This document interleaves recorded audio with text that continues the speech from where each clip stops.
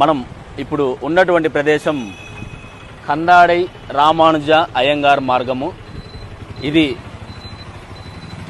భూమన అభినయ్ గారు డిప్యూటీ మేయర్గా అయిన తర్వాత 40 సంవత్సరాలుగా పరిష్కారం కానటువంటి ఈ రోడ్డు సమస్యను మేమందరం కూడా అభినయ్ గారి దృష్టికి స్థానికులందరూ కూడా తీసుకెళ్లడం జరిగింది. అభినయ్ గారు వెంటనే స్పందించి 5 కోట్ల రూపాయలని వెచ్చించి 40 సంవత్సరాలుగా పరిష్కారం కానటువంటి ఈ రోడ్డును 10 అడుగుల వెడల్పు గల రోడ్డును 40 అడుగుల వెడల్పుగా చేసి ఎంతో ప్రతిష్టాత్మకంగా ఈ రోడ్డును నిర్మాణం చేపట్టడం జరిగింది. ఒక బిల్డింగ్ కూడా ఎక్కడ కూడా బిల్డింగ్ కూడా కూల్చకుండా ఇక్కడ ఏదైతే పెద్ద కాలువ ప్రవహిస్తూ ఉందో ఈ కాలువ పైనే స్లాబ్ నిర్మాణాన్ని చేపట్టి ఎవరికి కూడా స్థానికులకు ఇబ్బంది జరగకుండా ఈ రోడ్డును వెడల్పు చేసి ప్రజలకు అందుబాటులోకి తీసుకొని వచ్చిన విషయం మనకందరికీ కూడా తెలిసిన విషయమే. ఈ రోజున ఈ రోడ్డు పూర్తిగా ఇరువైపులా పార్కింగ్గా మారిపోయింది.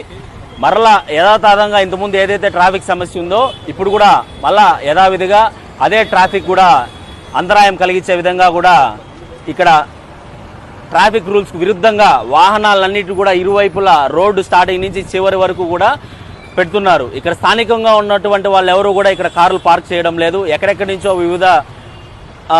నుంచో వేరే ఏరియాలో ఉన్న వాళ్ళందరూ కూడా ఇక్కడ వచ్చి కార్లు పార్క్ చేస్తూ ఉన్నారు. మనకు ఇక్కడ చుట్టుపక్కల చూసుకుంటే టీటీడీ అడ్మినిస్ట్రేటివ్ బిల్డింగ్ సంబంధించిన ఉద్యోగస్తులు కావచ్చు, ఎస్వి ఓరియంటల్ కాలేజ్ కానీ, మన ఎస్జిఎస్ కాలేజ్ కానీ, Gitam school, SV polytechnic college, Gates college కానీ, రమాదేవి హాస్పిటల్ ఇలా అన్నిటికీ వెళ్ళేటువంటి స్థానికులందరూ కూడా ఈ రోడ్డును చాలా ఎక్కువగా ఉపయోగిస్తూ ఉంటారు. మనకు లీలామాల్కి ఇంత ముందుకు వెళ్లే వాళ్ళు కూడా ఇంతకు మునుక వీవి మాల్ గుండా వెళ్ళి పాత మున్సిపల్ ఆఫీస్ నుంచి మన